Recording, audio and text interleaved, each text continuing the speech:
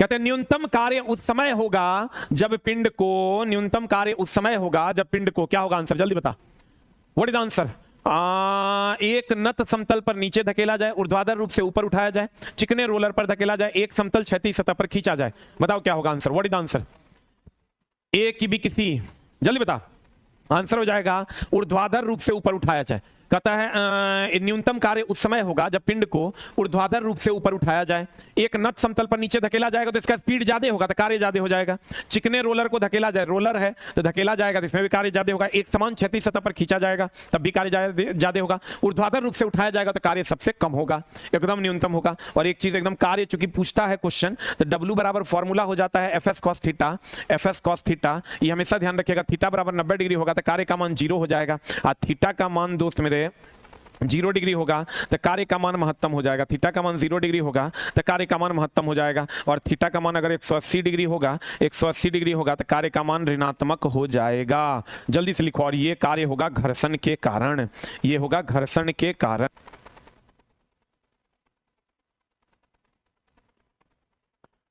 Answer answer answer कहते हैं दोस्त मेरे, थीटा 180 डिग्री होगा तो कार्य का मान निगेटिव होगा घर्षण के कारण, थीटा 180 डिग्री होगा कार्य का मान ऋणात्मक होगा, किसके कारण? घर्षण के कारण।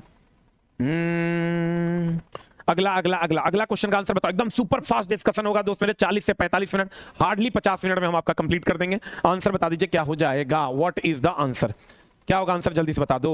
कहते हैं निम्नलिखित में से किसके नियम में कहा गया था कि उपसतह में किसी भी बिंदु पर बहने वाले द्रव के प्रति इकाई द्रव्यमान क्या कुल ऊर्जा, गतिज ऊर्जा, स्थितिज ऊर्जा, द्रवदाब ऊर्जा का योग होता है और यह नियत मान के बराबर होता है। आंसर बताओ क्या होगा, जल्दी बताओ। बर्नौली का सिद्धांत है, बर्नौली कहता था कि दाब ऊर्जा प्लस स्थितिज ऊर्जा प्लस गतिज ऊर्जा हाफ रो वी स्क्वायर के बराबर हो जाएगा कांस्टेंट, बराबर हो जाएगा कांस्टेंट, यानी दाब ऊर्जा, स्थितिज ऊर्जा और गतिज ऊर्जा का योग जो हो जाएगा वो किसके बराबर हो जाएगा दोस्त मेरे? कांस्टेंट के बराबर हो जाएगा।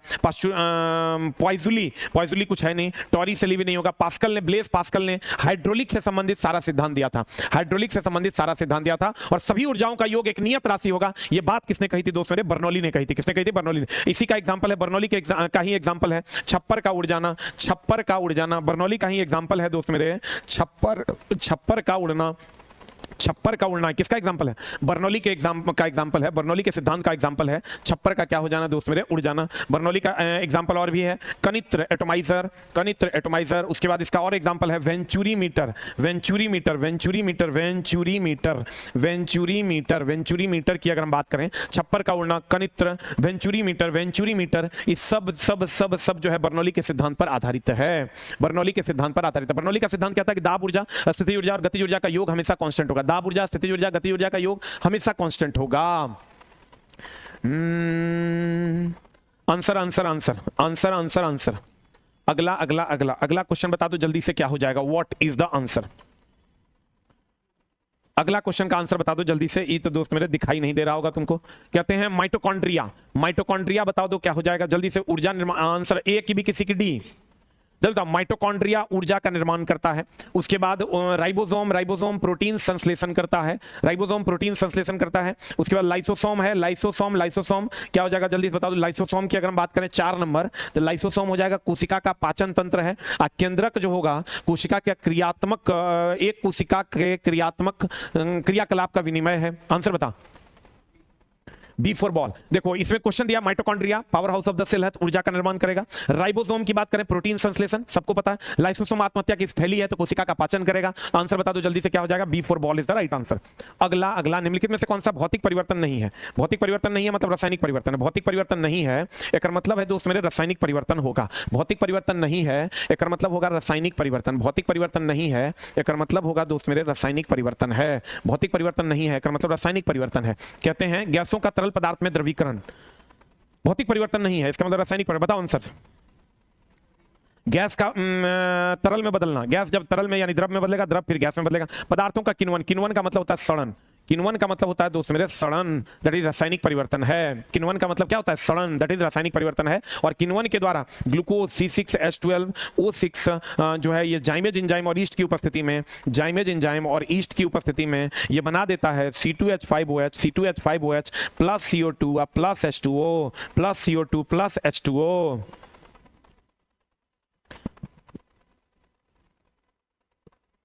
बताओ जल्दी से आंसर क्या हो जाएगा। C6H12 O6 जाइमेज एंजाइम और ईस्ट की उपस्थिति में C2H5OH plus CO2 plus H2O बनाएगा। और ये हमेशा ध्यान रखना, किण्वन के दौरान कौन सी गैस निकलेगी? CO2 गैस निकलेगी। किण्वन के दौरान कौन सी गैस निकलेगी दोस्त मेरे? CO2 गैस निकलेगी। किण्वन का मतलब क्या होता है? सड़ना। सीधी बात, नो बकवास, 40 क्वेश्चन पढ़ा के जाएंगे एकदम, अगर तुम पेशेंस है तो पढ़ के जाओ। अगला, किण्वन के दौरान कौन सी गैस निकलती है? CO2 गैस निकलती है। कहते हैं निम्नलिखित में से अम्ल के एकत्रित होने से मांसपेशियों में थकान होता है, लैक्टिक एसिड। इसमें क्या सोचना है? बेंजोइक अम्ल के बारे में, खाद्य पदार्थ के परिरक्षण में, खाद्य पदार्थ के परिरक्षण में, खाद्य पदार्थ के परिरक्षण में, खाद्य पदार्थ के परिरक्षण में, खाद्य पदार्थ के परिरक्षण में, एसिटिक एसिड विनेगर में, एसिटिक एसिड जो होगा वो विनेगर में, एसिटिक एसिड विनेगर में, नाइट्रिक एसिड और HCl ये दोनों मिला के दोस्त मेरे 1:3 में जब बढ़ता है तो ये एक्वारेजिया का निर्माण कर देता है। ये किसका निर्माण करता है? एक्वारेजिया का निर्माण करता है। इसमें गोल्ड और प्लेटिनम घुल जाते हैं। और ये ध्यान रखना, दोनों सांद्र सांद्र होगा, दोनों सांद्र सांद्र होगा।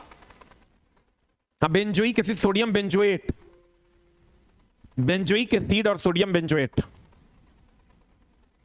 तो CBT 2 का जो टेस्ट होगा वो 18 तारीख से एग्जाम है तुम्हारा टेक्नीशियन, 19 से, तो 20 से शुरू हो जाएगा। एकदम तुम निश्चिंत रहो।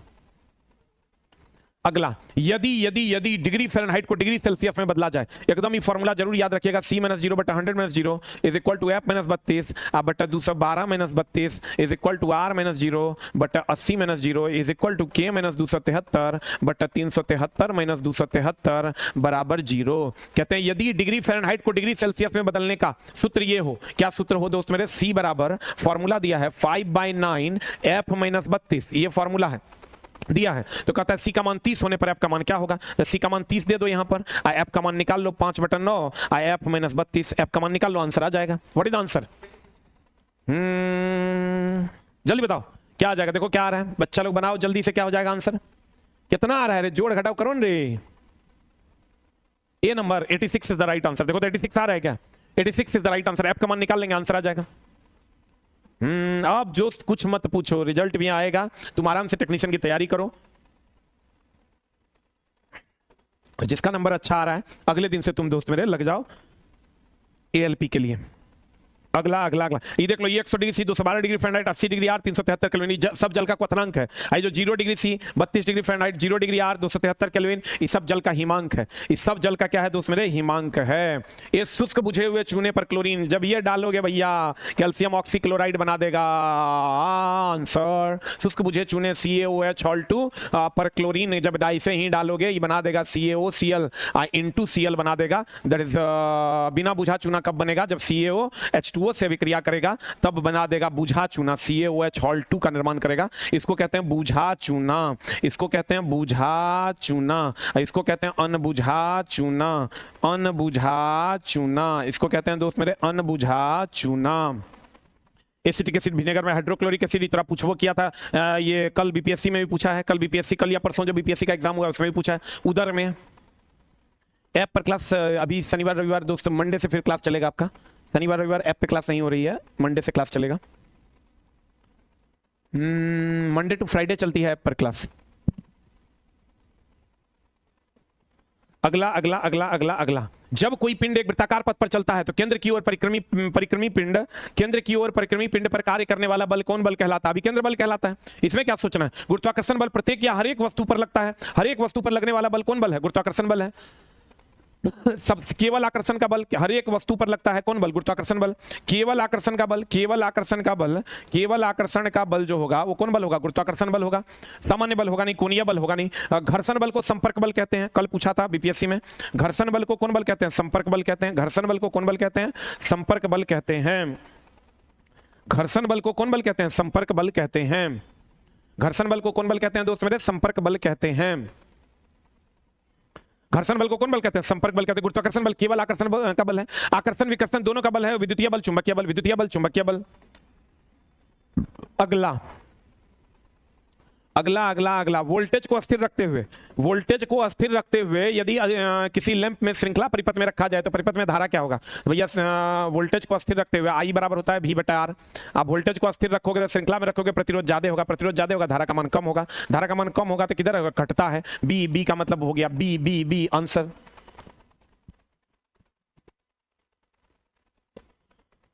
बताओ जल्दी से।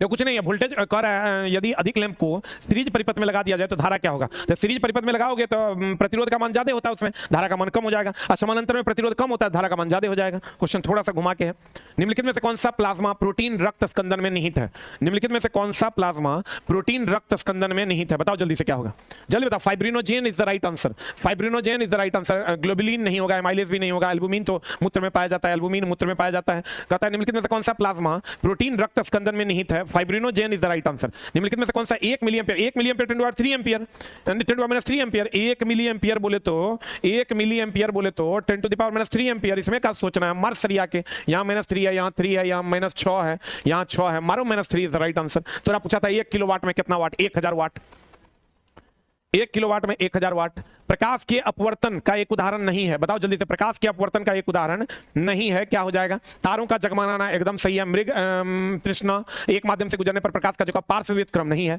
आंसर हो जाएगा बी फॉर बॉल। पार्श्ववित क्रम जो होता है कहां बनता है, समतल दर्पण में बनता है। समतल दर्पण में आज भी बताया हम मैराथन में 15 दिन 15 कक्षा में, समतल दर्पण में जो प्रतिबिंब बनता है वो बनता है काल्पनिक, काल्पनिक, काल्पनिक सीधा, काल्पनिक सीधा और वस्तु से के बराबर, काल्पनिक सीधा और वस्तु के बराबर, काल्पनिक सीधा और वस्तु के बराबर, और पार्श्व उल्टा बनता है, और पार्श्व उल्टा बनता है, और पार्श्व उल्टा बनता है, जल्दी लिख, और पार्श्व उल्टा बनता है। समतल दर्पण में काल्पनिक सीधा बराबर और पार्श्व उल्टा बनता है, काल्पनिक सीधा बराबर और पार्श्व उल्टा बनता है, काल्पनिक सीधा बराबर और पार्श्व उल्टा बनता है। अगला, समतल दर्पण में पार्श्ववित क्रम जो होता है ना, जैसे लेफ्ट उठाओगे तो राइट उठा हुआ दिखाई देगा, राइट उठाओगे तो लेफ्ट उठा हुआ दिखाई देगा। अगला क्वेश्चन आपके स्क्रीन पर, निम्न में से बेजोड़ का चयन कीजिए। ब्रोमोज हो जाएगा बेजोड़, देख लो, पारा का ही दूसरा नाम पारद या क्विक सिल्वर, इसी का ही दूसरा नाम हाइड्रारजिरम है, ब्रोमोज हो जाएगा answer. D for dog is the right answer, D for dog is the right answer. देख लो, पारा को ही पारद या क्विक सिल्वर, इसी को हाइड्रारजिरम भी कहते हैं, इसका लैटिन नाम है। बताओ आंसर क्या होगा, D for dog, B for ball is the right answer, B for ball is the right answer, ब्रोमोज नहीं होगा। अगला, विस्कस फाइबर किससे प्राप्त किया जाता है, जल्दी बता। विस्कोस फाइबर जो है ये प्राप्त किया जाता है सेलुलोज से, पादप में भी पाया जाता है सेलुलोज, पेपर में भी पाया जाता है सेलुलोज, और कोयला को हम जीवाश्म ईंधन के नाम से जानते हैं, जीवाश्म ईंधन के नाम से जानते हैं। सबसे अधिक कार्बन का प्रतिशत एंथ्रासाइड, उससे कम बिटुमिनस, उससे कम लिग्नाइट, और सबसे कम पीट में होता है। एंथ्रासाइड, बिटुमिनस, लिग्नाइट और पीट, एंथ्रासाइड, बिटुमिनस, लिग्नाइट और पीट, एंथ्रासाइड, बिटुमिनस, लिग्नाइट और पीट होता है। प्रभाजी आसवन से पेट्रोलियम का शुद्धिकरण होता है, आसवन से समुद्री जल का शुद्धिकरण होता है। प्रभाजी आसवन पेट्रोलियम का शुद्धिकरण, आसवन से समुद्री का शुद्धिकरण।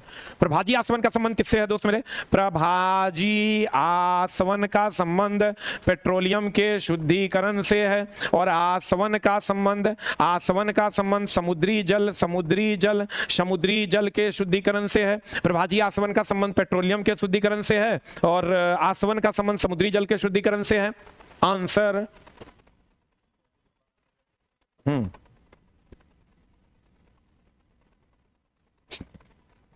नहीं तो मिला।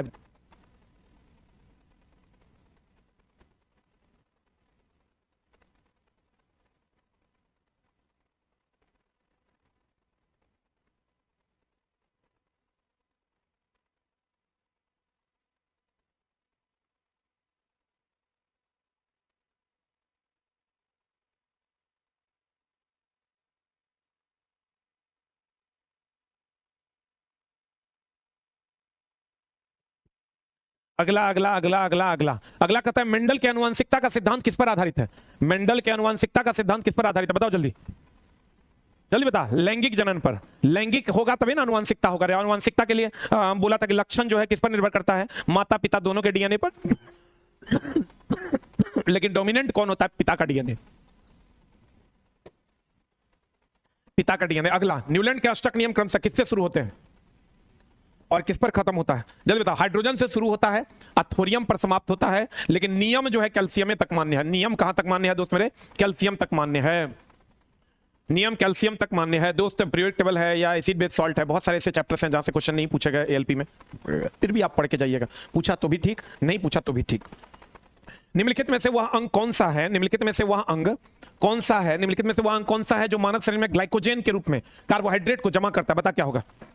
ए की बी किसी, चलिए बताइए, यकृत इज द राइट आंसर। यकृत ही ग्लाइकोजन के रूप में कार्बोहाइड्रेट को जमा करता है, लीवर जमा करता है। यकृत से ही दोस्त मेरे अगर हम बात करें पित्तरस का स्राव होता है। और यकृत सबसे तेजी से कोशिका विभाजन कहां होता है दोस्त मेरे? यकृत में। सबसे धीमी गति से कोशिका विभाजन कहां होता है? वो होता है मस्तिष्क में, न्यूरॉन्स में। मस्तिष्क में, न्यूरॉन में। निम्न में से किस रंगीन प्रकाश की आवृत्ति सबसे कम होती है? बता आंसर। लाल का तरंग दैर्ध्य सबसे ज्यादा और बाद बाकी सब कुछ सबसे कम। तो बता आंसर क्या हो जाएगा? लाल इज द राइट आंसर।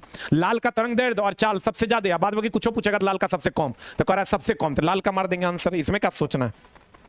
द्रवों का घनत्व मापने के लिए किस उपकरण का उपयोग किया जाता है? जल्दी बता।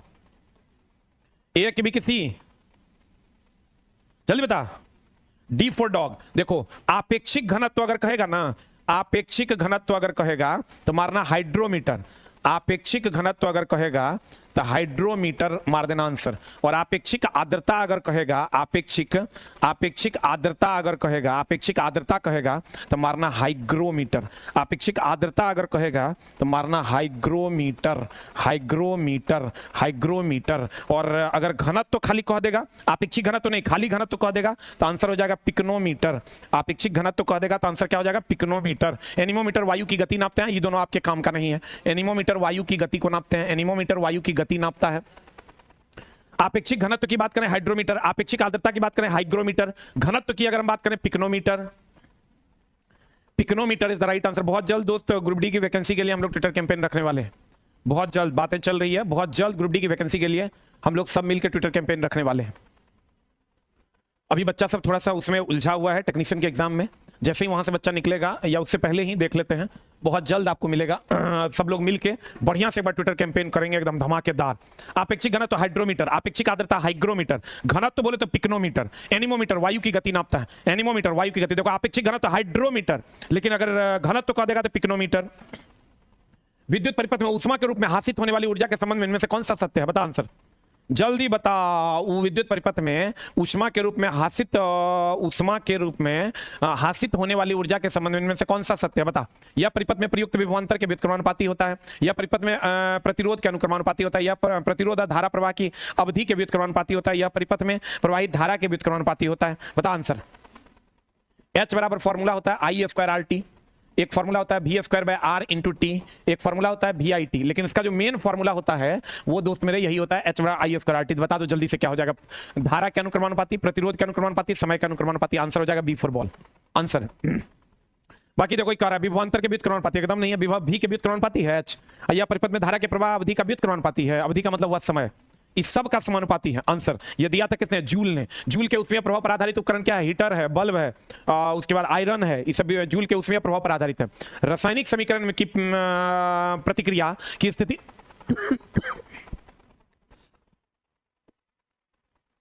इतना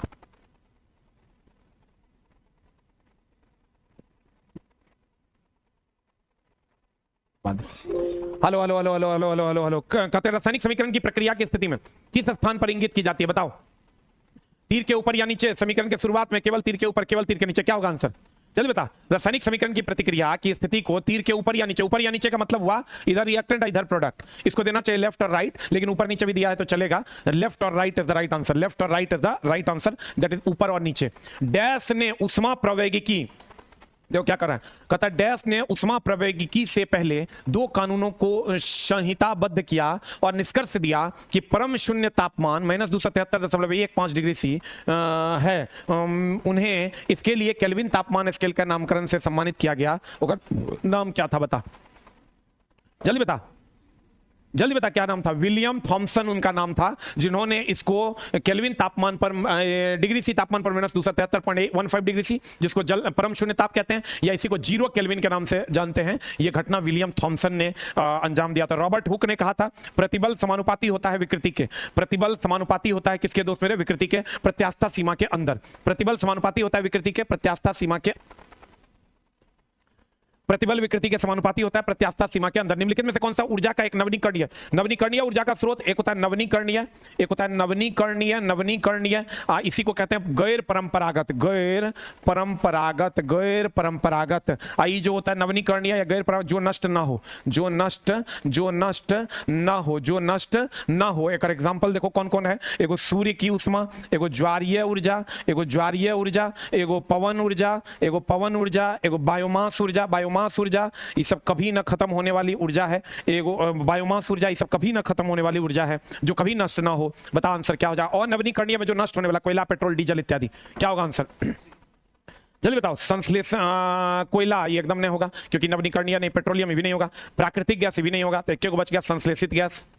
संश्लेषित गैस जो हम लोग निकाल के बनाएंगे, हम लोग जो अभी बना रहे हैं संश्लेषित गैस, ये कभी ना नष्ट होने वाला है, कभी ना नष्ट होने वाला है। जल्दी लिखो। नवीनीकरणीय या परंपरागत? गैर परंपरागत। जो नवीन है अर्थात गैर परंपरागत है, जो नष्ट ना हो। सूर्य, ज्वारीय ऊर्जा, पवन ऊर्जा, बायोमास। एक और लिख लो इसी में संश्लेषण गैस, संश्लेषण, संश्लेषण गैस, संश्लेषण गैस, संश्लेषण गैस, संश्लेषण गैस, संश्लेषण gas is the right answer. इसी का कोयला, पेट्रोल, डीजल, केरोसिन ये सब जो है खत्म होने वाला है। बताओ तो ये नाभिकीय ऊर्जा जो है यूरेनियम, ये किस में आएगा? यूरेनियम ये किस में आएगा?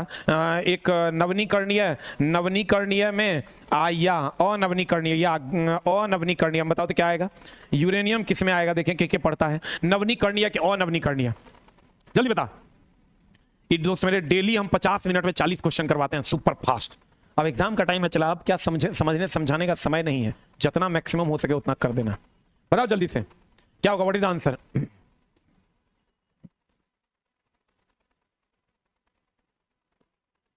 जल्दी बताओ। यूरेनियम अनवीनीकरणीय है। यूरेनियम की अगर हम बात करें, अनवीनीकरणीय ऊर्जा का स्रोत है ये, अनवीनीकरणीय ऊर्जा का स्रोत है। कंसर्ट हॉल और सिनेमा हॉल, कंसर्ट हॉल और सिनेमा हॉल की छत को कैसे बनाया जाए ताकि परावर्तन के बाद हॉल के सभी कोनों तक ध्वनि पहुंचाई जा सकती है? बताओ क्या होगा?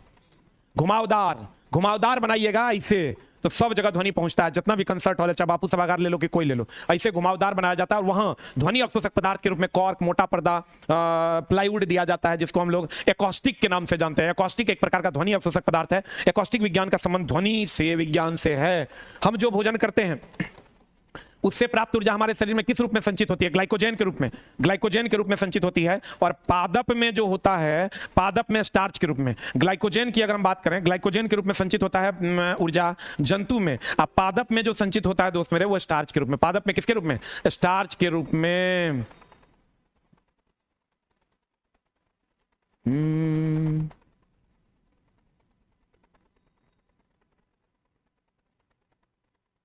आप पे घमंड है हमको सर, मस्त पढ़ाते हैं। बाप रे, अभी पढ़ा कहाँ रहे? चला सुपर फास्ट, खाली थोड़ा क्वेश्चन एक एक बार दिखा दे रहे हैं, पढ़ा नहीं रहे। पढ़ाते हम ऐसे थोड़े हैं, पढ़ाते हैं हम दोस्त मेरे 20 क्वेश्चन पढ़ाते हैं 40 से 50 मिनट में। अभी तो सिर्फ थोड़ा सुपर फास्ट दिखा दे रहे हैं। बताओ जल्दी से आंसर क्या हो जाएगा? What is the answer? Glucose तुरंत शक्तिदायक कोई नहीं है ऐसा, ग्लूकोन डी जैसा। अवसा सबसे तुरंत ऊर्जा ग्लूकोज, अवसा देता है सबसे अधिक ऊर्जा, कार्बोहाइड्रेट ऊर्जा। निम्नलिखित में से किसका मुख्य रूप से फोटोवोल्टेइक सौर सेल बनाने के लिए उपयोग किया था? सिलिकॉन, मारो ना आंसर। सिलिकॉन और चांदी। अब सिलिकॉन की संयोजकता 4 होती है और यह अर्धचालक है। इसका उपयोग मेमोरी वगैरह में किया जाता है। अब मेंडलीफ ने एक क्वेश्चन और पूछता है, मेंडलीफ ने स्कैंडियम, गैलियम और जर्मेनियम को जोड़ा था बाद में। इसको बाद में जोड़ा था, ये क्वेश्चन खूब पूछता है। स्कैंडियम, गैलियम और जर्मेनियम को बाद में मेंडलीफ ने जोड़ा था। स्कैंडियम, गैलियम और जर्मेनियम को बाद में मेंडलीफ ने जोड़ा था। और दोस्त मेरे फोटोवोल्टेइक सेल या सौर सेल में किसका उपयोग होता है?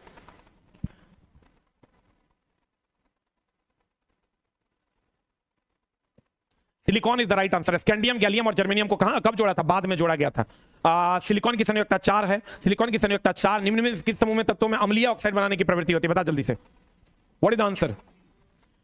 ए की बी की सी की डी। 16वां वर्ग जो होता है दोस्ती, अम्लीय ऑक्साइड बनाता है। और अम्लीय ऑक्साइड की अगर बात करोगे तो अम्लीय ऑक्साइड में आता है CO2, NO2, SO2, ये अम्लीय ऑक्साइड है। अभी तुरंत आज पढ़ाए भी थे 15 दिन 15 कक्षा में।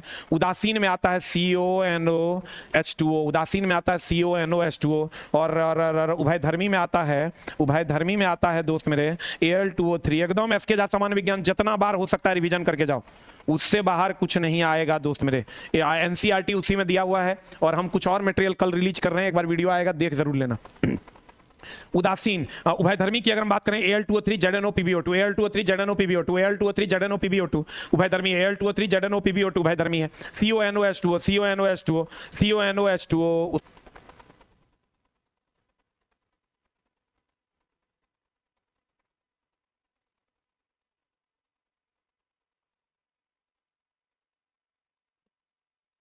हेलो हेलो हेलो हेलो उदासीन CONOH2O उभयधर्मी Al2O3 ZnO PbO2 Al2O3 ZnO PbO2 Al2O3 ZnO PbO2 ये जो है दोस्त मेरे 16 है ना, तो 16 हो गया 6A देखो सल्फर की अगर बात करोगे तो सल्फर मेनली अम्लीय ऑक्साइड अगर है तो S होता है 16, तो ये हो जाता है 2 8 6, तो ये 6A में आ जाता है, इसलिए कहते हैं ये अम्लीय ऑक्साइड बनाता है। उदासीन CONOH2 उदासीन CONOH2 उभयधर्मी Al2O3 ZnO PbO2 Al2O3 ZnO PbO2 Al2O3 ZnO और PbO2। अगला, मोमबत्ती का जलना निम्न में से कौन सा परिवर्तन का उदाहरण है? मोमबत्ती जलना बताओ जल्दी से, क्या हो जाएगा आंसर? रासायनिक परिवर्तन। भौतिक, देखो मोमबत्ती का जलना भौतिक व रासायनिक दोनों परिवर्तन है, क्योंकि पिघल के तब जलता है, इसलिए जब ई ऑप्शन में रहे ना तो ई मारना, ना तो सेकंड ऑप्शन ही होगा। अगर दे दे भौतिक व रासायनिक दोनों, तो पहले वो पिघलता है तब वो जलता है, पहले वो पिघलता है और तब वो जलता है। भौतिक व रासायनिक परिवर्तन दोनों होता है, पहले पिघलता है तो वो भौतिक परिवर्तन, तब जलता है तो रासायनिक परिवर्तन। अगला अगला अगला, इनमें से कौन सा तरंग मनुष्य के लिए श्रव्य होता है? 20 हर्ट्ज से 20,000 हर्ट्ज। देखो ध्वनि पूछा नहीं है, लेकिन दोस्तों फिर भी हम क्वेश्चन इसलिए दिए हैं, पूछ सकता है, एक बार देख लेना जरूर। 20 हर्ज से 20,000 हर्ज के बीच की आवृत्ति रेंज, इधर 20,000 हर्ज से इधर जाएगा, इसको पराश्रव्य तरंग कहेंगे। 20 हर्ज से इधर जाएगा, इसको अवश्रव्य तरंग कहेंगे, इसको अवश्रव्य तरंग कहेंगे। अब 20,000 हर्ज से अधिक जाएगा पराश्रव्य, 20 हर्ज से कम जाएगा तो अवश्रव्य तरंग कहते हैं, सबको पता है। अल्ट्रासाउंड इसी को कहते हैं। अल्ट्रासाउंड किसके द्वारा पैदा किया जाता है? दाब विद्युत प्रभाव के द्वारा, पीजो इलेक्ट्रिक इफेक्ट के द्वारा। पहली बार किसने पैदा किया था? गॉल्टन ने सीटी बजाकर पैदा किया था। दाब विद्युत प्रभाव के द्वारा पैदा किया जाता है। 6 से 5th एडिशन जो आया हुआ है दोस्तों, उसी को पढ़ के जाना है। 4th भी है तो चलेगा, 4th भी है तो चलेगा। 20 हर्ट्ज से कम होगा तब श्रव्य, उससे बाहर नहीं जाएगा। जितना बार हो सकेगा पढ़ लेना, रिवाइज कर लेना उतना बार।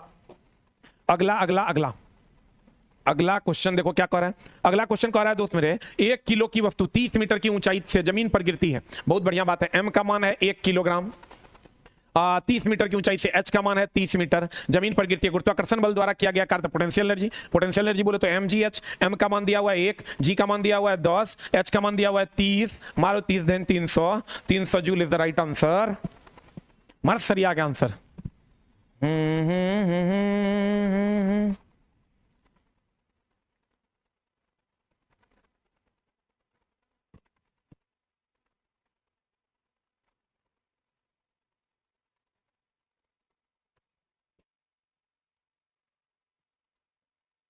अगला अगला अगला, जब किसी तार से होकर धारा प्रवाहित होती है, जल्दी बताओ, जब किसी तार से होकर धारा प्रवाहित होती है तो प्रत्येक बार कंपास की सुई में विक्षेपण होता है, या विक्षेपण पर सर्वप्रथम किसका ध्यान गया था? बताओ आंसर जल्दी बता। है ऑरस्टेड का ध्यान गया था। विद्युत धारा के चुंबकीय प्रभाव का खोज कौन किया? एचसी ऑरस्टेड किया, कि जब विद्युत धारा से धारा प्रवाहित करेंगे तो उसमें विक्षेपण, उसके चारों तरफ चुंबकीय क्षेत्र जनरेट होगा। ये एचसी ऑरस्टेड ने किया था। थॉमस एल्वा एडिसन ने बल्ब का, सीवी रमन ने प्रकीर्णन प्रभाव, सीवी रमन ने प्रकीर्णन प्रभाव का खोज किया था। सीवी रमन ने प्रकीर्णन प्रभाव का खोज किया था। सीवी थॉमस एल्वा एडिसन ने बल्ब का। HC ऑरस्टेड, Thomas HC Hans Christian ऑरस्टेड, इसने विद्युत धारा का चुंबकीय प्रभाव। जूल ने ऊष्मीय प्रभाव, जूल ने ऊष्मीय प्रभाव। अब फेराडे ने रासायनिक प्रभाव, फेराडे ने रासायनिक प्रभाव की खोज की थी। 18 ओम प्रतिरोध, 18 ओम का प्रतिरोध वाले विद्युतीय बल्ब में शून्य वोल्टेज, विद्युतीय बल्ब पर शून्य वोल्टेज आरोपित किए जाने पर इसकी शक्ति क्या होगी? क्या हो जाएगा बता? P बराबर होता है V²/R। आंसर बता जल्दी बता। ये वोल्टेज 0 होगा तो पावर 0 हो जाएगा।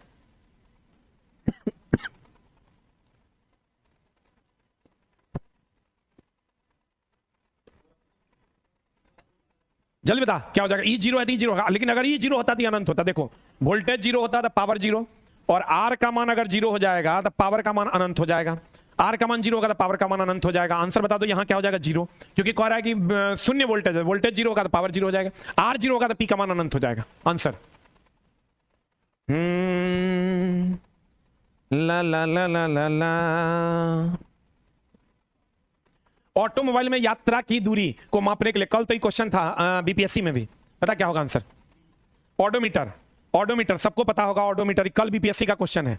कल बीपीएससी का क्वेश्चन है, कल जो पूछा है बीपीएससी यही पूछा है। स्पीडोमीटर दूरी नापते हैं, स्पीडोमीटर क्या करते हैं, चाल नापते हैं।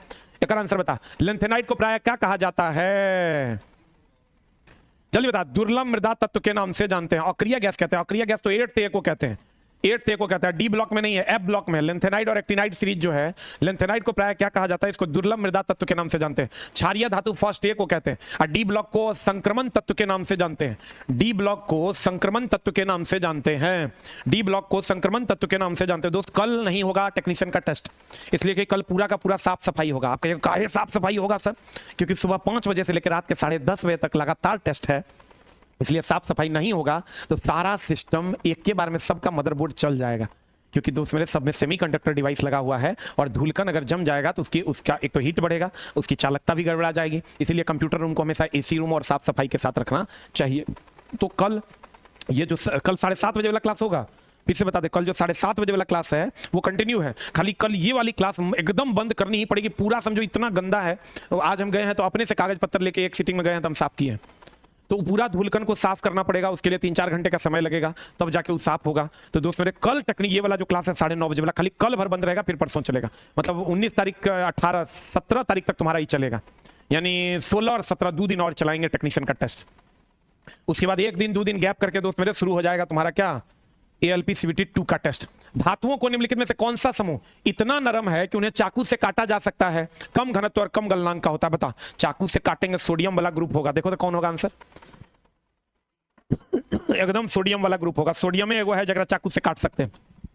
फर्स्ट ए, हाइड्रोजन को छोड़ के, हे लीना करो रब से फरियाद, इसको चाकू से काटा जा सकता है। और ये पूरा का पूरा किरोसिन में डुबा कर रखते हैं, ये पूरा का पूरा किरोसिन में डुबा कर रखते हैं ना, तो हवा में रखेंगे तो आग लग जाएगा। ये पूरा का पूरा किरोसिन में डुबा कर रखते हैं ना, तो हवा में रखेंगे तो आग लग जाएगा। आर्सेनिक का उपयोग ब्रेन ट्यूमर में करते हैं, अभी चला वही पढ़ो। हम दोस्त क्या कर रहे हैं बता, हमारा थोड़ा दुश्मनी है, जो अच्छा चीज हम कोशिश कर रहे हैं तुमको बता दें। लेकिन ये तुम समझ लो कि कोई भी अगर ये सोचता है कि 10 दिन हम क्लास कर लेंगे तो फंस जाएगा मेरा, 10 दिन कर लेंगे तो मेरा नौकरी हो जाएगा, ये सब कुछ नहीं होना है। जो एकदम शुरू से अभी तक 6 महीना साल भर से मेहनत कर रहा है, उसी के सारे क्वेश्चंस बनेंगे और वही नौकरी भी लेगा, ये भी बात फिक्स है। अगर कोई मेरे से 10 दिन से जुड़ा है और कहेगा हम साइंस का सब क्वेश्चन 10-15 दिन के क्लास से बना लेंगे, वो नेक्स्ट टू इम्पॉसिबल है दोस्त मेरे। क्योंकि जो भी बच्चा 6 महीना 8 महीना से बढ़िया से मेहनत कर रहा होगा वही रिजल्ट तक पहुंच पाएगा। क्वेश्चन तो सब कुछ ना कुछ बनेबे करेगा, कुछ ना कुछ तो सब बनाएगा। अगला अगला अगला अगला अगला, हड्डी में सबसे अधिक क्या होता है, कैल्शियम। बता, कोशिका शब्द का प्रयोग सर्वप्रथम किसने किया था, जल्दी बता। रॉबर्ट हुक ने। कोशिका को सर्वप्रथम किसने खोजा था, रॉबर्ट हुक ने। अरस्तु को जीव विज्ञान का पिता कहते हैं, लेबोजियर को रसायन विज्ञान का पिता कहते हैं। आंसर बता इसका क्या हो जाएगा। निम्न में सूचीबद्ध अम्लों में सबसे कमजोर अम्ल कौन है, एसिटिक एसिड, क्योंकि ये कार्बनिक अम्ल है। आज जो पढ़ाए हैं मैराथन में, कार्बनिक अम्ल जो होता है वो दुर्बल अम्ल होता है, वो धीरे धीरे H+ देता है, इसलिए कार्बनिक अम्ल हो जाएगा। हाइड्रोक्लोरिक अम्ल कल बीपीएससी में पूछा था, उदर में पाया जाता है। हाइड्रोफ्लोरिक अम्ल कांच पर लिखने के लिए, कांच पर लिखने के लिए, कांच पर लिखने के लिए दोस्त मेरे हाइड्रोक्लोरिक अम्ल का प्रयोग करता है। नाइट्रिक अम्ल का उपयोग एक्वारेजिया बनाने के लिए करते हैं। नाइट्रिक अम्ल का उपयोग एक्वारेजिया बनाने के लिए किया जाता है। एसिटिक एसिड सबसे कमजोर अम्ल है। एसिटिक एसिड का ही दूसरा नाम इथेनोइक एसिड है और इसका उपयोग विनेगर में किया जाता है। इसका उपयोग कहां करते हैं दोस्त मेरे, विनेगर में किया जाता है। अगला अगला अगला अगला अगला अगला अगला अगला क्वेश्चन बता दो जल्दी से, क्या हो जाएगा। अगला क्वेश्चन जल्दी से बता दो, आंसर क्या हो जाएगा। अगला क्वेश्चन जल्दी से बता दो क्या हो जाएगा। देखो क्या कह रहा है अगला क्वेश्चन, देखो क्या कह रहा है अगला क्वेश्चन। कह रहा है उस विकल्प का चयन कीजिए, अभिकथन और कारण नामक निम्नलिखित 2 कथनों के संबंध में सत्य है। पहला कथन क्या है, एक ये नहीं है, एक चिकनी सतह की तुलना में एक वस्तु खुरदरी सतह पर कम फिसलता है। एकदम सही बात है, चिकनी की तुलना में खुरदरा पर कम फिसलेगा। जब सतह खुरदरी होती है तो घर्षण बल बढ़ता है, ये भी सही है। खुरदरे पर घर्षण बल ज्यादा होगा तो उससे कम फिसलेगा। तो भैया ये सही है, ये भी सही है। इसकी ये जो आर है वो एक ही सही व्याख्या भी है। आंसर बताओ, जल्दी बता, जल्दी बता आंसर क्या हो जाएगा। सी, ए और आर दोनों सत्य है, कारण आर ए की सही व्याख्या है। Is the right answer, is the right answer, is the right answer. अगला कहते हैं बताओ आंसर क्या हो जाएगा, व्हाट इज द आंसर। अगला अगला अगला अगला अगला अगला अगला निम्नलिखित में से कौन सा त्रिक डोबेरिनर का त्रिक है। यह तो है लिथियम सोडियम और पोटेशियम, इसमें पहला ही त्रिक यही है। मार दो सरिया के एक, लिथियम सोडियम और पोटेशियम त्रिक। अच्छा त्रिक नहीं है कह रहा है, देखो क्वेश्चन कह रहा है त्रिक नहीं है, तो ये तो है, ये है। ये देखो कैल्शियम स्ट्रोंशियम बेरियम भी है, क्लोरीन ब्रोमीन आयोडीन भी है, ये नहीं है। 3 नंबर नहीं है, है में तो पहले है। कौन नहीं है कह रहा है ना, तो नहीं है तो हो जाएगा कि नाइट्रोजन फास्फोरस एंटीमनी नहीं है, लिथियम सोडियम पोटेशियम है, कैल्शियम स्ट्रोंशियम बेरियम है, क्लोरीन ब्रोमीन आयोडीन है। Answer answer answer answer answer answer answer answer. अगला and the next question is, बता दो जल्दी से आंसर क्या हो जाएगा, जल्दी बता दो आंसर क्या हो जाएगा। इधर आ जाओ भाई, क्वेश्चन बच्चा को देखने में दिक्कत हो रहा है। आंसर बता, व्हाट इज आंसर। कहते हैं रेडॉक्स अभिक्रिया का उदाहरण नहीं है। कौन कह रहा है रेडॉक्स अभिक्रिया का उदाहरण नहीं है, जल्दी से बताओ। ये देखो, इसमें ऑक्सीजन हट रहा है, इसमें ऑक्सीजन जुट रहा है, तो ऑक्सीजन रेडॉक्स मतलब ऑक्सीकरण अवकरण दोनों, ये हो जाएगा। ये तो आंसर होगा नहीं। यहां पर देखो ये ऑक्सीजन हट रहा है और यहां पर देखो ये ऑक्सीजन जुट रहा है, तो ये भी नहीं होगा। यहां पर सिर्फ ऑक्सीजन जुट रहा है, तो यही हो जाएगा आंसर। ये नहीं है, ये रेडॉक्स नहीं है, आंसर हो जाएगा C4 कैट। देख लो, ये इसमें सिर्फ ऑक्सीजन इसमें जुट रहा है, ये रेडॉक्स नहीं है। यहां पर देखो ये ऑक्सीजन हट रहा है, यहां देखो ये ऑक्सीजन जुट रहा है, तो दोनों रेडॉक्स है। आंसर बता दो जल्दी से क्या हो जाएगा, व्हाट इज आंसर। खाली 3 नंबर नहीं है। हाँ रुक जा रुक जा रुक जा रुक जा रुक जा रुक जा, ये तो ये है, ये भी है, रुक जा 1 मिनट रुक जा। AgNO3 जब NaCl से भी क्रिया कर रहा है तो यहां से देखो ऑक्सीजन हट रहा है, यहां से NaCl है, यहां पर ये ऑक्सीजन NaNO3 हो रहा है। रुक जा, इसको भी चेक कर देते हैं। ये 0 है, यहां पर ये 0 है, इसका लोगे तो ये +1 है, +1 1 गुना 2 उस साइड जाएगा, ये -2 है। तो यहां पर देखोगे 0 से ही हो गया 1, अच्छा 0 से ही हो गया -2, ये भी है दोस्त मेरे। देख लो, इसमें बढ़ रहा है, इसमें घट रहा है, तो ये भी है। ये नहीं होगा, ये इसलिए नहीं होगा क्योंकि ये अपवाद है, ये रिएक्शन है दोस्त मेरे, अपवाद। आंसर हो जाएगा C4 कैट। देखो ये है ऑक्सीकरण, ऑक्सीकरण का मतलब होता है ऑक्सीकरण अवकरण दोनों हो रहा है, तो ऑक्सीडेशन नंबर बढ़ेगा, ऑक्सीडेशन नंबर घटेगा भी। तो देखो 0 से 1 हुआ तो ऑक्सीकरण हुआ, 0 से -2 हुआ तो घट गया तो अवकरण हो गया। आंसर यही हो जाएगा 4 नंबर। ये अपवाद है, ये रिएक्शन ही अपवाद है, बाकी दोनों है ऑक्सीकरण अवकरण। इसमें देखो ऑक्सीजन हट रहा है, इसमें ऑक्सीजन जुट रहा है, इसमें भी ऑक्सीजन हट रहा है, इसमें ऑक्सीजन जुट रहा है, तो ऑक्सीकरण अवकरण दोनों हो जाएगा। आंसर हो जाएगा C4 कैट, अपवाद है ये। आंसर हो जाएगा C4 cat is the right answer. And the next one is, question हो गया दोस्त मेरे खत्म।